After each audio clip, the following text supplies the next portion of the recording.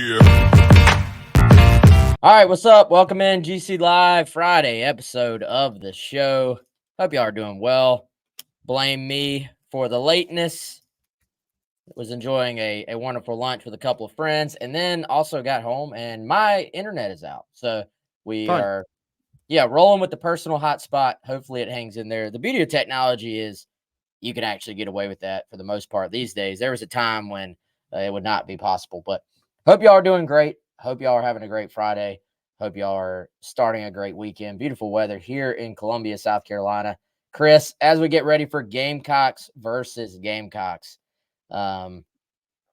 this will probably be the only time a Rich Rodriguez head coached football team plays a game at Williams-Brice Stadium, right?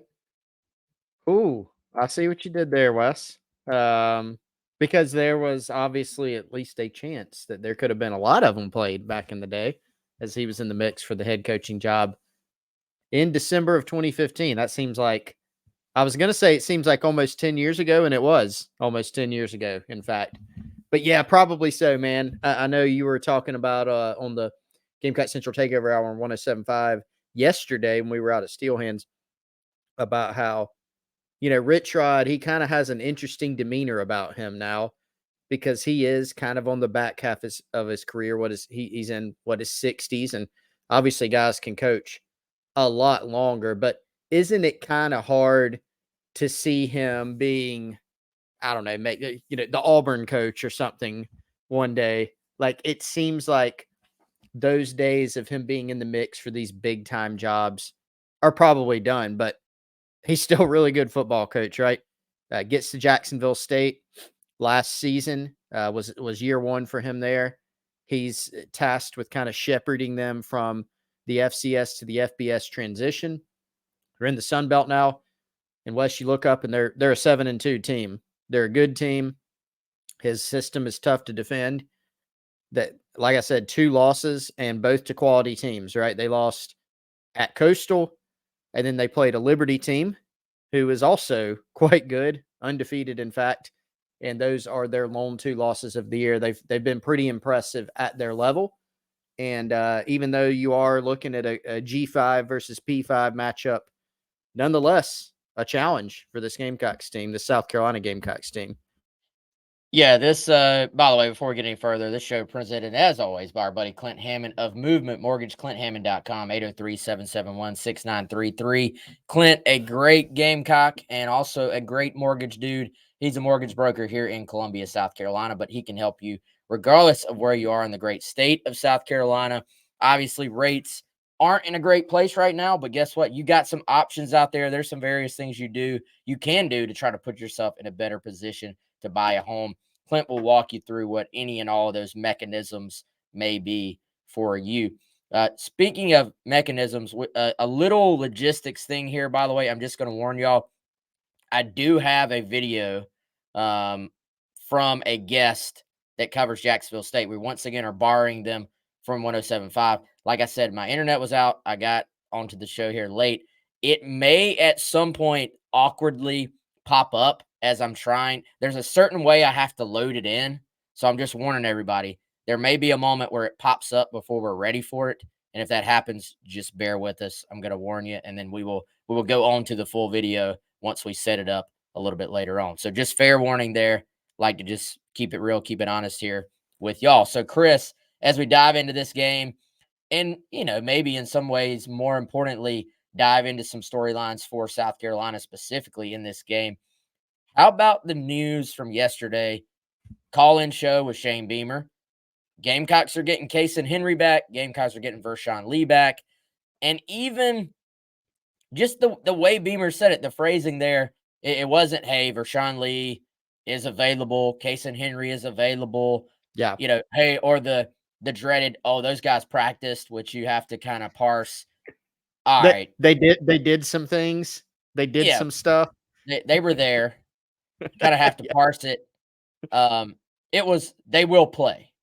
So, we still don't know for sure. I've tried to do a little bit of digging around today, Chris, hoping to have a couple more answers before I put out my Carolina Confidential that goes out every single Friday. Haven't quite gotten solidified answers yet on if those guys are going to start, but Beamer said they're going to play. My belief right now is they probably do start. And I think that gives you some actual possibilities, right? Like some combinations you can work with. You all of a sudden have a little bit more depth. And I think South Carolina would love nothing more than to find a five to put out there and keep it as much the same as possible for these final 4 games of the regular season.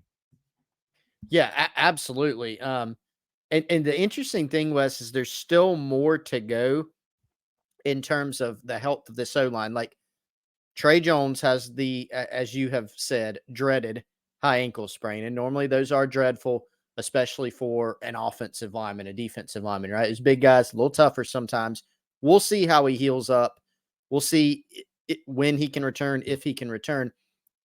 Wes, I feel like Trey Jones is playing well, and you feel like you would probably want to insert him into the lineup when he returns. But if you can find something against Jacksonville State, wouldn't you want to carry it over to Vandy?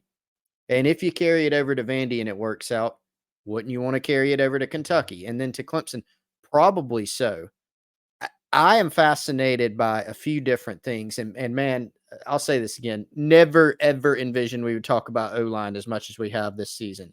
It has by far been the most popular position to talk about because of the injuries, the struggles, all these things. But I'm fascinated by what combination we see. And let's say Lee and Henry are starters. I mean, that's a question just to start with, right? We can begin there. Will they start? If they do, where, right? You now have Vershawn Lee is a guy that I think Wes has played every spot on the offensive line, whether it's practice or games at South Carolina. As we know, he started the season as a center. He moved out to right tackle. That, Wes, that one half, and it was just one half, but you felt like with Trey Jones at left guard and Lee moving out to right tackle from his center position, you felt like this might be the combo. And then, of course, you have more injuries and you don't end up being able to sustain that. But where does Vershawn Lee start? And where does Casey Henry slot in? I think it says a lot, Wes, about him, his potential, his upside, and what the staff thinks of him, that when he comes back, you don't hear anything like, well, we'll have to work Kaysen back in there. And maybe that is the case, but it's not said. This is a guy that's played 37 snaps in his college career. He played 2 games last season, redshirted, preserved his red shirt, played 4 snaps against UNC, got that starting job despite missing the whole spring, most of the summer, and, a good portion of the preseason, and still won the job. And so the fact that he's back in and competing, I think says a lot about him. And of course, it says something about South Carolina's position and the situation they're in on the O-line. But, he started game 1 at right tackle. Shane Beamer mentioned on Carolina calls, Wes, he may be battling it out with Tree at left tackle too. And we know in the preseason he was getting a look at left tackle. So I'm just fascinated by what combination they come out with. Do they stick with it? Are they able to stick with it throughout the game? Can they stay healthy? And what does it look like? Can they find, like you asked, that stable starting 5? Yeah, and certainly, you hope if you're South Carolina, you could get to a point of this game where you can play several guys across the board, not just on the offensive line, just in general, that you can rotate, pretty heavily in this matchup because you have a second half lead. But man, if I had a shot, maybe you make a few little changes on the offensive line late, but if I had a chance to play these guys 70 snaps together, I think you need to maybe try to take advantage of that. Especially, here's what we don't know. Like, is Casey Henry like game ready in terms of like football speed and kind of being just up to you kind of talk about football conditioning, and it's a little bit different, like game conditioning. It's a little bit different than anything else you might do. So, but has he, because remember, Chris, this became a conversation. It was like 3 weeks ago, I think, that Beamer said, hey, Casey Henry is like back on. He's far enough along that he's back on the injury list. Like he's somebody we're talking about again. Right. And Right. remember, he made that comment. This is like 3 games ago. He's like, we thought he might be available this week, and Yeah. so that leads me to believe he's been on the cusp of coming back for a few weeks now, which maybe lends to the idea that he's pretty close to being like a true 100% at this point. Are there going to be some growing pains? Of course. But I think if you feel like he is one of your best tackles, you just want to go let him have those growing pains, I think, right now and go play. And, the fact he's competing at left tackle is very, very interesting to me. Um, you know, now I do think you've kind of, you've made the move on saying, hey, we're just going to let Tree kind of learn in the fire, basically. I don't think you put the toothpaste back in on that. Like I think you just roll with it. But Tree, who we believe will play this week, obviously, he has been banged up, so that does give you another potential option there if he tweaks something or if he's just not quite where he wants to be. Um, maybe it's not that Case and Henry just beats out Tree Babalati, but maybe there's a point where you say, hey, we need to just give him a full week off. And I'm speculating with this, but just having that option there, I think is now nice to have. So for this week or for this game, I think let's just say everybody's good to go, everybody's healthy, everybody's available. You would think that means you slide Gargiulo back to left guard, Vershawn Lee back to center, Case and Henry right tackle, Troball right guard, and then Big Tree at left tackle. Now, if anybody sort of feels banged up or tweaks something, that could change this conversation. It feels to me like that's where we're headed. I think if Case and Henry though is playing left tackle, because it's not a coincidence that Beamer mentioned that. If that ends up being the group, then that does maybe reopen the door to mixing everything back up again, and meaning Vershawn Lee back at right tackle, right? Yeah. I wonder, Wes, if the starting point for the staff, like when they're sitting down figuring this out, I wonder what the first question asked is. You know what I mean? Like, is the first question, okay, Vershawn's back and he's good to go. Where do we put him? Is that the starting point? Because if you say center, hey, we really feel like we want Vershawn at center. Well, then that puts Nick G back at a guard spot. Now you've got right tackle open. If you say, hey, man, I'd really like to stabilize that right tackle spot, or hey, maybe Tree's still not 100%. We need Kaysen at left tackle. We need Vershawn at right tackle to stabilize that. Well, then you've got Nick G at center and all your corresponding moves. So I wonder if Vershawn is kind of the swing guy, or if just the injury situation, how you feel about tackle. Like there's so many different starting points that you could kind of craft this from. I will say, Wes, I am kind of the snaps notwithstanding. There have been a couple snaps from Nick Gargiulo that were a problem area. He's probably more of an anomaly, Wes. Not like I think maybe some may forget. He has a ton of experience playing center. I mean, that's what he did at Yale. I know that's not the SEC, but he's got plenty of experience snapping a football in football games. So I kind of like Nick G also at center and Vershawn at right tackle. Like I keep going back to that half we saw against Florida and really just feeling like, man, I think they found the combination. But then you look at that and go, well, Trey Jones isn't in there, so you don't really technically even have that combination anymore. So it'll be fascinating for sure. And that's the first place my eyes are going tomorrow. Whenever South Carolina's offense is coming on the field, it's not going to be, all right, where are the receivers lining up or anything like that. It's going to be what is this combo up front? And is it the same numbers from that point forward. Every drive moving forward, is it those same guys, or is there some rotation? I thought Jakai stepped in there and played okay at left guard last week. So you do have some options there, which is just that hasn't really been the case for much. I think you have some good options there. So we'll see what direction they go with that. But they really seem to like being able to get Trey Jones moving and just having a little bit different, maybe body type in there at left guard. And so, yeah, you don't have that back. And dude, I don't know. Again, I hate when people speculate on injuries, so I don't want to. But high ankle sprain, just not what anybody wants to hear for an offensive lineman, especially when he is a guy you want to maybe get moving and do some more gap scheme type elements, which we saw them start to introduce, not coincidentally, about the same time they introduced Trey Jones back or into the lineup this year against Florida. So we'll certainly see where they go up front against a Jacksonville State defense, man, that they're good statistically. Like in some ways, they're probably sitting there saying, man, everybody wants to talk about Rich Rod and the offense and all this, but they're surrendering less than 3 touchdowns per game, like less than 20 points per game. They've done some good things statistically. I do think if you start to go a little bit deeper, though, when they have played, even for like their conference, when they have played the better teams, they've given up some points. Like they've allowed into the 30s.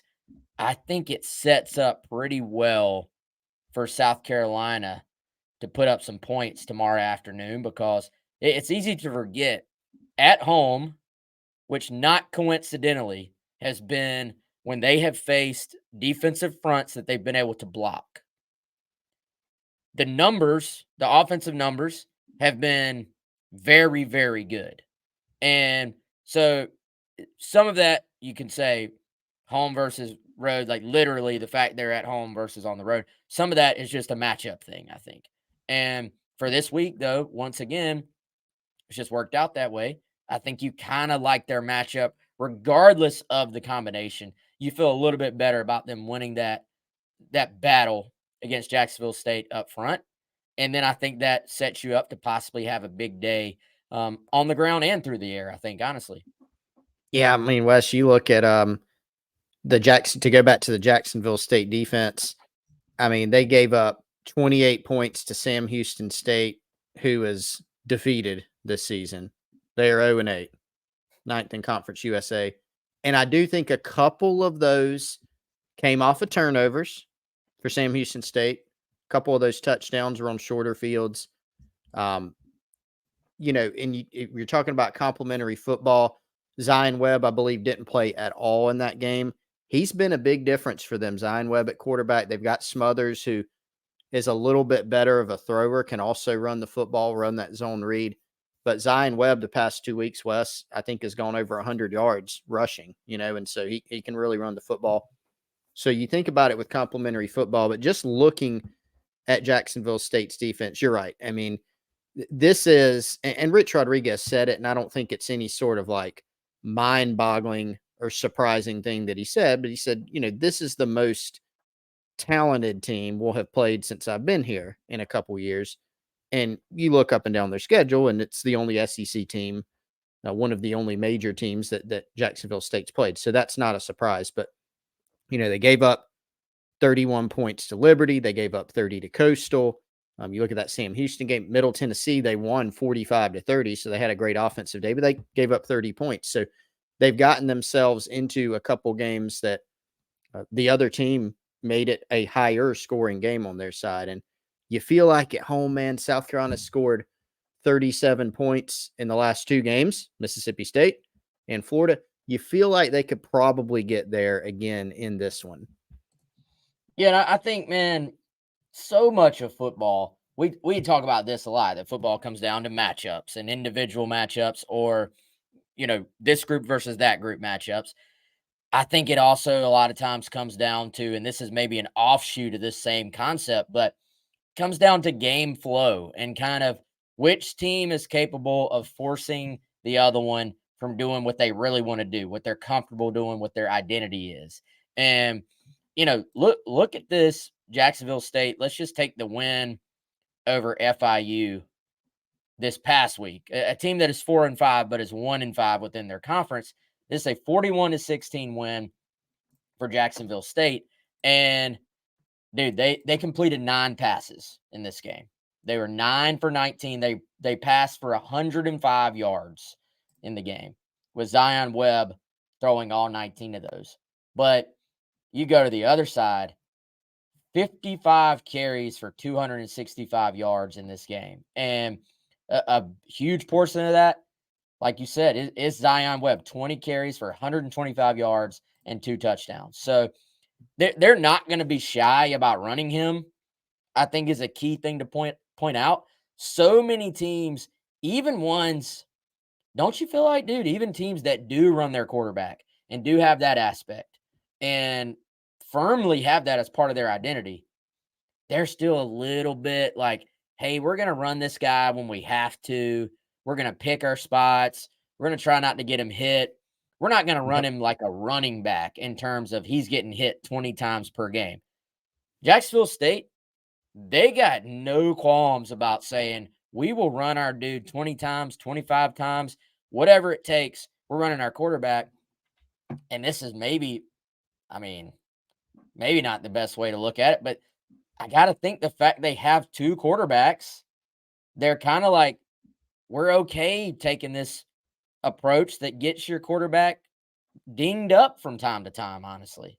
Well, and Rich Rod's system, it seems like it is he seems like more comfortable running the quarterback. I mean, you just think about our guy, was it the combo of Pat White, Steve Slayton back in the day, and that was just devastating, with Pat White running the football. And you've got a guy in Zion Webb, man, who he's had 300-yard rushing games this year. He's got multiple rushing touchdowns. I think he's averaging about 5.5, little over yards a carry. He's got a 61-yard run in there. So when you have a dynamic athlete at quarterback, makes sense to do it. And he has missed some time this year. I didn't see the play that he got hurt on, West, but presumably he took a hit, right? And so that does happen here. But with Rich Rod's system, that zone read, he definitely wants quarterback run to be a pretty big part of it.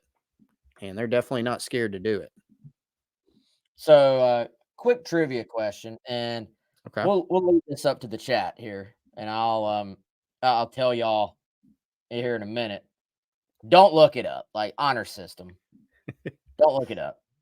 How many yards do y'all think Pat White rushed for in his West Virginia career? I was Chris, gonna try to guess one season.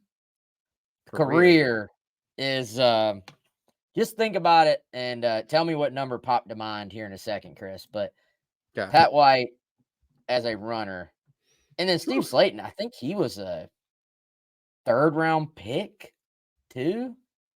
I mean, those guys were phenomenal college football players. Pat White didn't get drafted incredibly high just because, especially at that time, they viewed quarterbacks differently, I think. But he still got drafted even then. I think he was a 6th-round guy when I was looking it up earlier this week. But Pat White as a runner was freaking electric. But they, even back then, man, they, as important as he was to what they did on offense, I mean, they stuck to it. Like they ran the football with their quarterback. He was not a big guy. He's not a thick guy.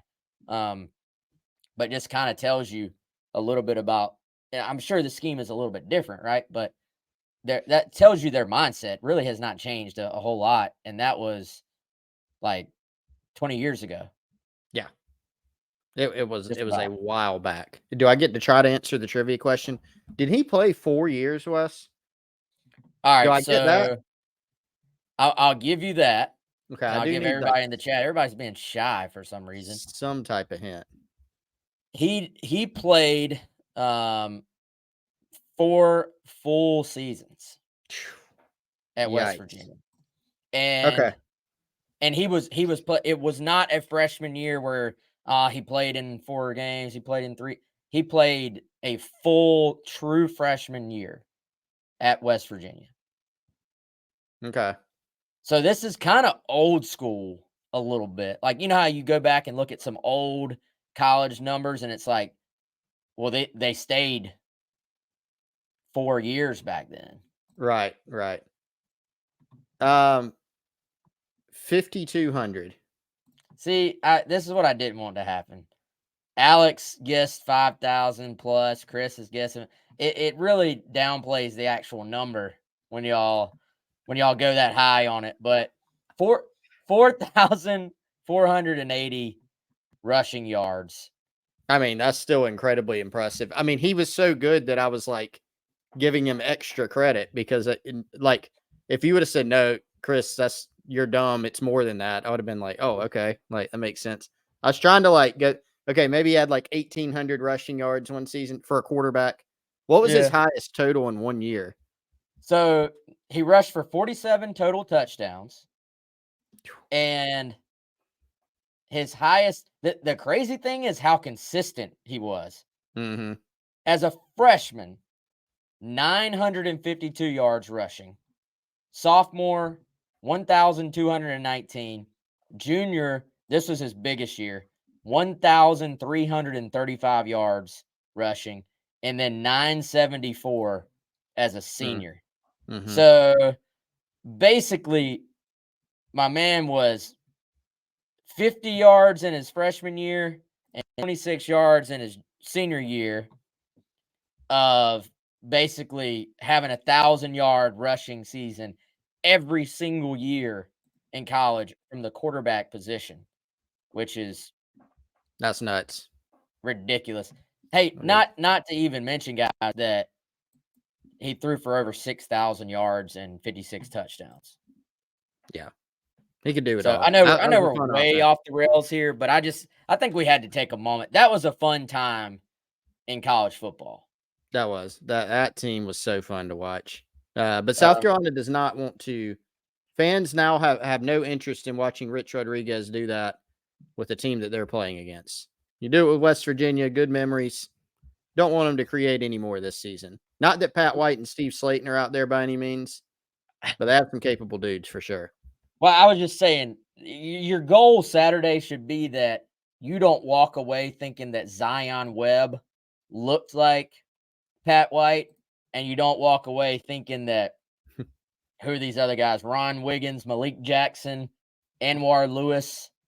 You don't want to walk away thinking they're Steve Slayton, basically. Yeah, exactly. If you're like, man, we made them look like that, then Be bad. it actually could be. It's not the game I thought you were seeing. Like, it could be a long, long day at the office for South Carolina, which, you know what, Chris, why don't we go out? Hey, Travis, that's a good point there too, man. Denard Robinson at Michigan, NCAA football cover athlete. Stud. Yeah, man. That was fun for a minute. That was very fun for a minute at Michigan.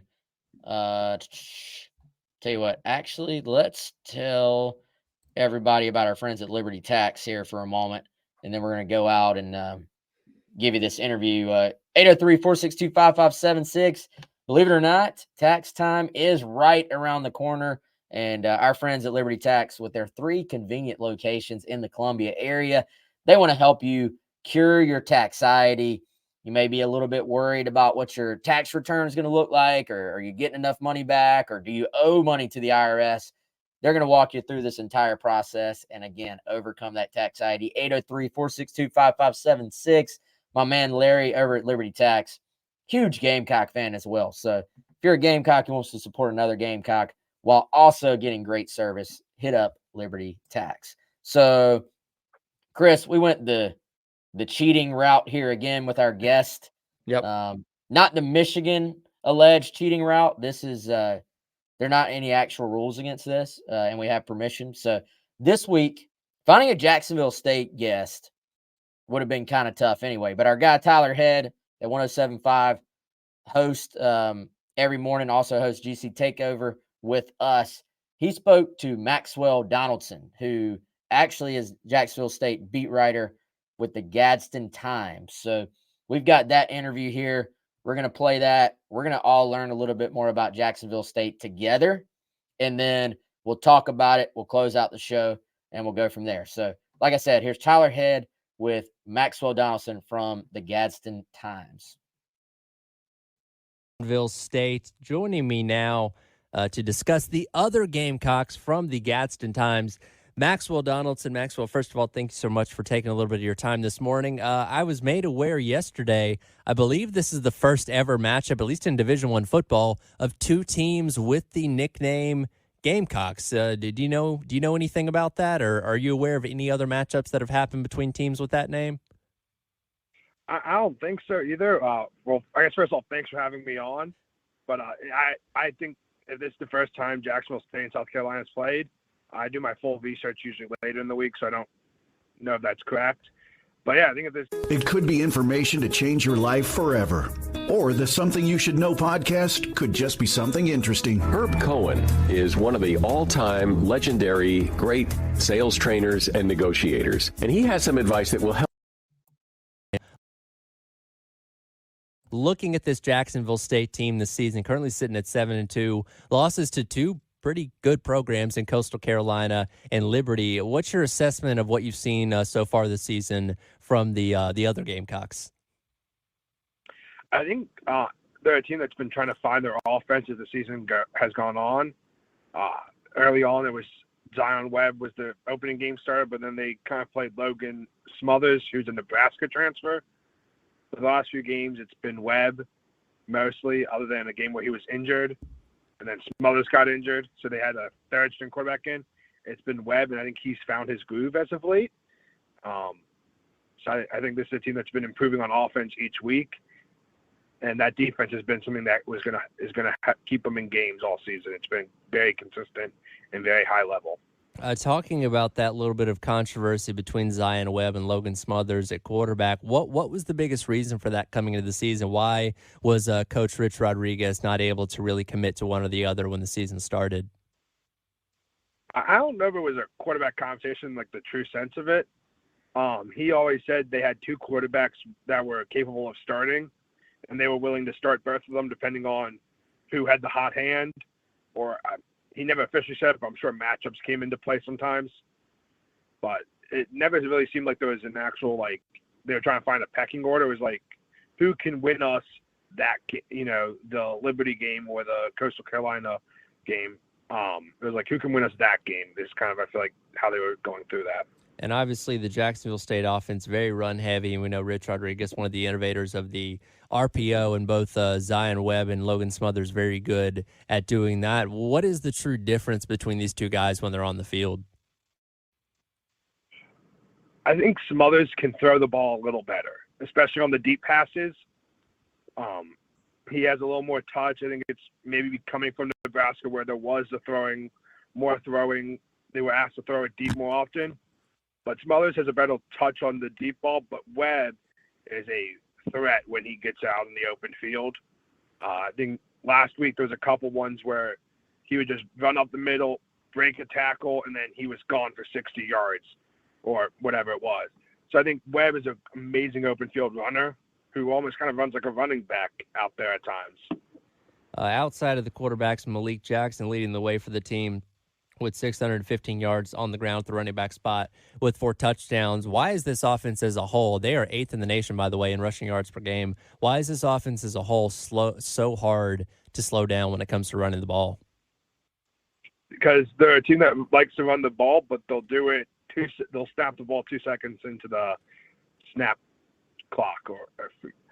They run it extremely fast, so you don't really have time to get reset or you can't really have your heavy run blockers in there, because they're running plays, as soon as they get up to the line, they're snapping the ball. And there's not really, I think it's their speed of the offense, really. On the defensive side of things, this team is currently tied for 3rd in the nation in total takeaways this season. What is it about this defense? How are they generating so many turnovers? Something that South Carolina has actually struggled with quite a bit this season. I think it starts with the defensive line. There's too many guys in my name. J-Rock, Swain, and Chris Hardy. They're the main two, but they can rotate guys in there, and they're getting pressure. They've struggled against some of the bigger offensive lines they faced. That was one reason Liberty kind of started pushing the rock in the second half. But, I think it's the defensive line creating pressure. A lot of times you'll see with the interceptions even, their quarterback was rushing the throw because a guy was about to come hit him. So I think it all starts on the defensive line for the Gamecocks from Alabama. I'll say that's something that's certainly going to be a concern. I know you said you're getting into your prep a little bit later on in the week, but South Carolina has had a litany of offensive line issues this season. They've actually had a different starting offensive line combination in every single game this season. So that could be an interesting matchup to watch down there in the trenches this weekend. Yeah, definitely. I think that might be where the game. If the Gamecocks from Alabama, I hate when there's the two teams that have the same matchup. I know it's tough, right? But if Jack State can kind of get that all defensive line going, I don't know if they pull the upset, but I think this game could stay close for a little longer than South Carolina fans might want. So Jacksonville State, and this is something that we've actually talked about quite a bit here on 107.5 The Game, talking a lot about James Madison, who is ranked currently undefeated up there at 8-0 on the season. They're in the midst of their FBS transition, much like Jacksonville State is. And with Jacksonville State sitting at 7-2, are you surprised with the amount of success they've had in their first full season in FBS football? I don't think so. I think, one, they hired a great coach in Rich Rod a few years ago to kind of help them because he knows what a D1 program needs. And I think since he's gotten there, he's been pushing, hey, this is what we need to compete. And then they've had some guys who are, they're very veteran-led. They have 2 7th-year players, multiple 6th and 5th years. So I think that helps. But I think the guys who are hungry came to a program that was an FCS team who now get a chance to play FBS ball, which everyone wants to play. And I think there are a bunch of hungry guys who want to prove themselves. I think that is an underrated thing about this team. Again, talking to Maxwell Donaldson from the Gadsden Times, giving us some insight into the Jacksonville State program ahead of this weekend's game between the two Gamecock teams. Speaking of that, again, when we talk about the transition to FBS, that obviously means that these teams are not allowed to go to a bowl game due to the NCAA rules. What are your personal thoughts on the fact that you have to wait a couple years before taking part in the postseason when you're making this transition to FBS? Well, so one, that is a bit of a common misconception. If there's not enough 6-win teams or above, that is true. That is true. Actually would get picked. But I think if you're going up, I never got why if you're going up, there needs to be restrictions. I get if it was the opposite. If an FBS team was going to FCS, they shouldn't be allowed to compete right away for playoffs. But going up, if you're good enough, we saw it with the ASUN basketball, I think, last year too. If you're good enough to go win the conference title in year one, that doesn't sound like a problem. If Jacksonville State can compete for the CUSA title, that doesn't sound like it's a problem for them. Maybe it's a problem for, other teams that, I don't know what I'm saying. Maybe other teams, it's a problem for them more than Jacksonville State. Yeah, and again, the common example everybody's using is obviously James Madison, who didn't get ranked in last night's college football playoff poll because they are not eligible for the postseason unless, of course, not enough teams get eligible for the bowls. But Jacksonville State also one of those teams that's in that same boat, already getting over the 6-win mark, which would make them bowl eligible, but not being able to because of those transition rules. And last one for you here, with that being the case, this is the only Power 5 team that Jacksonville State takes on this year. Is this kind of going to be viewed as essentially their bowl game, kind of like their Super Bowl this year? I don't know. I know obviously they want to compete and they want to, of course they want to win, but I don't know if they've kind of been level-headed with every game where they don't look at it. Do they view it as the next game? And obviously we get a bunch of coach speak and with the veteran players, of course, you get basically coach speak from 7th-year players are giving you just the same coach speak that Vitrod does. But I don't know if they're looking at it as, a game where, this is maybe our big game of the year. I think they're just looking at it as the next game, and it should be a fun game in South Carolina. Absolutely. Looking forward to the matchup. Are you going to be out here in Columbia this weekend? Sadly not. We do most of what I do is high school football, and it's our final week of the season out here. So we have some big matchups, and it's just too much of with 11 a.m. kick. There was basically no way I could actually do it. Yeah, it's gonna be an early day out there at Williams-Brice Stadium, that for sure. But certainly excited to see what happens between the two Gamecocks this weekend. Maxwell, thanks so much for taking a few minutes of your time and letting us know a little bit more about this Jacksonville State program. Thank you for having me on.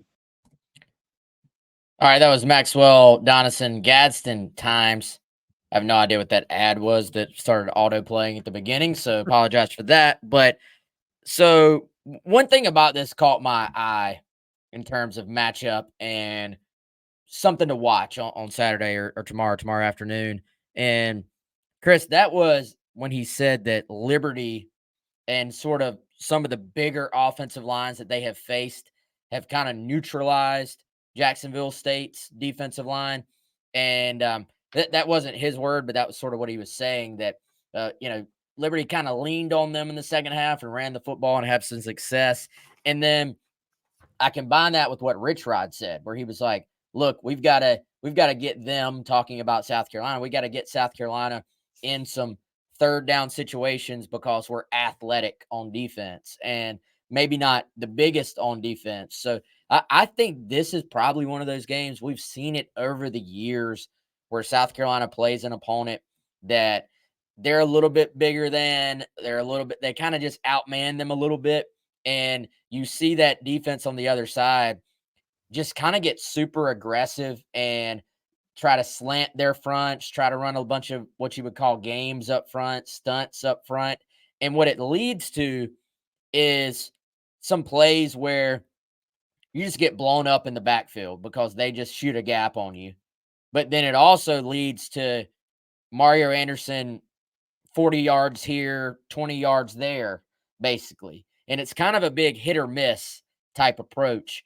I gotta think you're going to see quite a bit of that from Jacksonville State. If their one advantage in their opinion is, hey, we're pretty athletic on defense, they're probably going to try to shoot some gaps and just be aggressive against South Carolina, I would think, even on rundowns.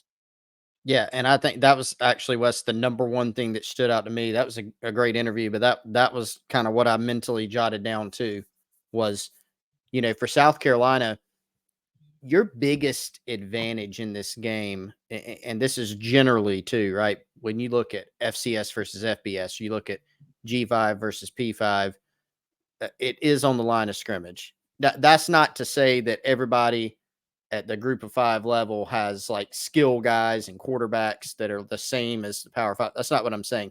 But the bigger advantage and disadvantage, the bigger difference is typically in the trenches on the line of scrimmage.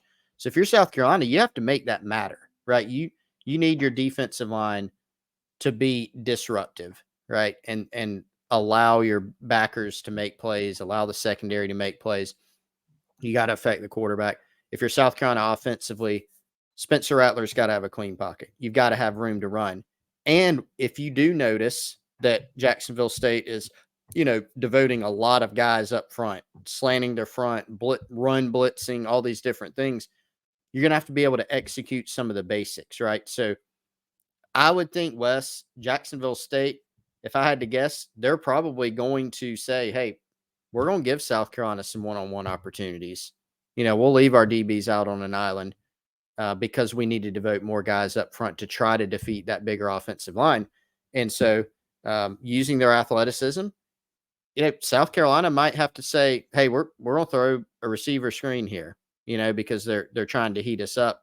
And it's going to be up to an Amarian Brown, a Xavier Legette, a Nick Harbor, et cetera, to get in space and, make some guys miss. You're going to have to do the basics well in this game, I think. And if you do that, then you should generally have a pretty good day offensively. If you're Jacksonville State, and if you're Rich Rodriguez, and again, we're talking 60-something-year-old, that's what you said. You know how exactly old he is? I don't. Regardless, you're a seasoned coach. You're a veteran. We were talking earlier this week. His demeanor is kind of like, I think he knows, like I've kind of been I've done it all. I've coached at the major level. And so you're sitting there, if you're Rich Rodriguez, and it's going to sound like a stupid question at first. So don't say, this guy's an idiot if you're listening. Just bear with me. Um, are you coming into this game willing to risk it all to have a shot to win the game? Or as a 7-2 football team that has had a really good year and wants to kind of just keep that rolling, nobody expects you to win this game. Are you okay with kind of just keeping the game close? And like I know every competitor wants to win the game, but every Jacksonville State goes into this game knowing, against a Power 5 opponent like South Carolina, you're just now making the bump up from the FCS. Your chances of winning aren't great. And I say that just in terms of game flow. If it's 4th and 3 at the South Carolina 40, is that a go every time? Is this, if it's 4th and goal at the 3, which is kind of, are you going to go into this game, if you're Rich Rod and those guys, super aggressive, knowing that creates a much higher variance in possible outcomes of I could get completely run off the field in this game? Or are you kind of going in saying, we're probably not going to win if we can keep this thing close and hang around, maybe something good goes our way? I just think that maybe will play a factor in the final, just the way this game flows as well. I'm not saying they're not trying to win the game. I know every single team tries to win the game, but we all, look at the Tennessee game for South Carolina last year. They went in saying, if it's 4th down and short-ish, we're just going. Like, we're going to risk it all to win this game. You see some teams aren't really willing to do that. They take a more conservative approach. I'll be curious to see, like, if South Carolina's forcing field goals, are they willing to take those field goals like, say, an A&M was last week? Or are they going to say, field goals aren't going to win this, we're just going to risk it and try to score touchdowns? No, I think it's a great point. I mean, my guess, and it is just a guess, is first of all, South Carolina needs to eliminate that option, right? You need to come out, jump on them, grab a lead. I mean, how much better would everyone feel if South Carolina's 17-0, heading into the second quarter? You'd feel much better about it, right? I kind of have a feeling it will not go that way. But yeah, I mean, if you're Rich Rod, heck, if I were him, I'd just be aggressive. And I think also, Wes, you think about your offensive style. Jacksonville State can't come into this game with like Missouri's game plan from the 2022 game where they're like, we're going to play it safe, we'll punt, we'll play defense. No, you can't do that. They are very adept at running the ball. And so I think that's actually a concern for the Gamecocks is, if you have those 4th downs and Jacksonville State's in your territory, they're probably going. You give a zone read tempo team with an athletic quarterback 4 downs to get 10 yards. That's tough. So I think that's why early down defense, keeping them on their side of the field. So those decisions are harder. A 4th and 3 from your own 30 versus a 4th and 3 at midfield. Pretty big difference, right? And so for South Carolina, make those decisions a lot harder for Rich Rodriguez, or make them easier, and that is so obvious. We got a punt here. We're trying to be aggressive, but it'd be stupid to do this. Yeah, and I think, man, this you kind of started getting into a couple of your keys to winning there, and I think the guys that we talk about in the middle of this defense, Boogie Huntley, Tonka Hemingway, TJ Sanders, Debo Williams at linebacker, who I think is probably one of the more aggressive South Carolina linebackers we've seen in terms of, if he sees an opening, he'll kind of be aggressive and just say, hey, I'm going to go shoot a gap and make a play and maybe sometimes even freelance a little bit. But you're going to need those guys to be on the other side of the line of scrimmage in this game quite a bit, I think. And that's where, winning a first down, and hey, we're in 2nd and 10 now. That's great. Winning a first down and hey, we just put them in 2nd and 13 is, I think, how you're really going to be able to just get these guys off the field and put them in a position to possibly turn the ball over to you. And I think if you're South Carolina, you just want to, 17-0, like you said.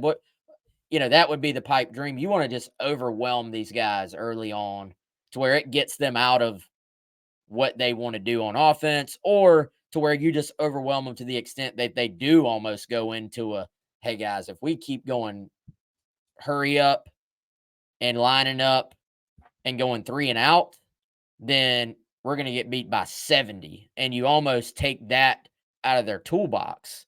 Yeah.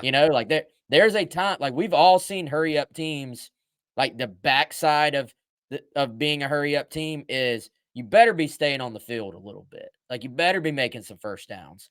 If you start going hurry up and then giving the ball right back to number 7 in his place, like at Willie B, I mean, that can get ugly for you. So I think there are some things you can do to neutralize what they want to do, which goes back to that thing we talk about all the time, which is complementary football. And, if you can put them behind in this game early on, regardless of how you do it, you can maybe change their flow and what they want to be about, I think. So almost 3:00 as we're live here. Chris, let's go ahead and dive into our final scores, final predictions. No spoilers here. We both have South Carolina winning the game. We both have them covering the spread. And Chris, I'll let you go first, man. We both actually have fairly similar outcomes in this one as well. A little teaser, Wes, when earlier I was talking about how I thought that South Carolina could get to 37 points again to get to that mark for what would be the 3rd straight game. And that is, incidentally, the exact same score that I have South Carolina. 37 points against Mississippi State, 37 against Florida, and an unfortunate loss. But here I have the Gamecocks winning with 37 points, 20 for Jacksonville State. Wes, I think if we go back and look at this game, if we go back and we're talking on Monday about a huge Jacksonville State upset, probably what we will see is Jacksonville State's in 3rd and short all game. They're 9 for 13 on 3rd downs, and they didn't turn the football over. They have like 1 turnover. Conversely, if South Carolina wins, I think multiple Jacksonville State turnovers. I think a really good day for the offense, an efficient day for Spencer Rattler and the offense, and Mario Anderson running the football, and then getting Jacksonville State into some 3rd and long situations and combining that with turnovers. And I tend to lean that way. I do think this Gamecock defense will put Jacksonville State in some bad situations. I think offensively, the Gamecocks will be able to set the tone and kind of take Jacksonville State out of their game a little bit. USC 37 and Jacksonville State 20 is what I have. So I've got South Carolina 40, Jacksonville State 17. Interestingly enough, a lot of our staff in our pick'em, which also includes some of the 107.5 guys, hovering right around those same numbers, man. Kendall Smith, Mike Eva, they both have South Carolina scoring 38. Jack is with me, South Carolina scoring 40. Chris Wellbaum, South Carolina scoring 41. Tyler Head has them scoring 34. So it feels like most of our group thinks it's a game South Carolina can score some points. Even if Jacksonville, I think that's the key too, man. If they can go do what we think they can do on offense, even if Jacksonville State has some success on offense themselves, which if you're South Carolina, you certainly hope that's not the case. But even if they did, it's just hard for me to see them being able to come in here and outscore South Carolina at Williams-Brice Stadium. So we'll see what happens. But I think if Carolina can put them in some of those throw situations, you're going to see them create some turnovers for the first time, literally the first time in a month, which would be huge for them. How big would that be for the entire sideline, man? If they can just have like a pick six or a scoop and score or something like that. I was going to say early in this game, at any point in this Anytime. game. Yeah, anytime. And that's usually, doesn't it seem like if you have an FCS opponent, or in this case, a opponent transitioning from that to the next level, these games really start to get out of hand when you kind of have that big turnover that, like, these teams will hang around on you a little bit. And you're up 7, up 14, but then the route is on when they have a big turnover, I feel like. So for South Carolina, if you could turn them over early, and take advantage of it, then I think that could go a long way for you. Travis saying, I think we'll see more of that 3-3-5 stack. We talked about that package in itself earlier this week, but I thought there were some good things there, man. I really did. Getting Jaron Willis involved. I'll be honest, I think a lot of people sort of put Jaron Willis in he was a 4-star. This guy's coming into play right now. This guy's going to be really good. I was a little bit more wait and see on him, Chris, because I feel like there wasn't a lot of buzz from the people we talked to this preseason. So I kind of had I was a little more just wait and see. But the fact that the coaches are now mentioning him, they create a package for him, means he's doing the things they're asking him to do in practice. So there's a check mark. And then just watching him move around, man, this dude, I don't want to overstate it and put too high expectations, but there's definitely some athletic ability here with Jaron Willis. So I'm very curious to see what happens with that as the year progresses, and then going into the offseason long term, is that a guy that can maybe come along and get into your regular rotation going into next year? That'll be a real storyline, I think, to keep an eye on. But anyway, we're out of time. We could talk Gamecock football for hours. We're not going to do that today. We're going to get out of here. Appreciate y'all hanging with us all week.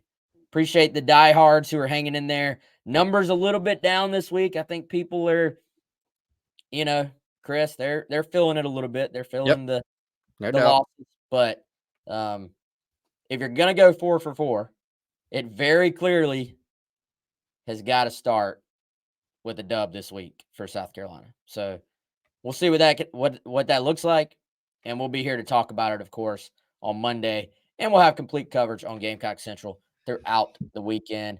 As always, thank y'all for the support. He's Chris Clark. I'm Wes Mitchell. We'll see y'all Monday.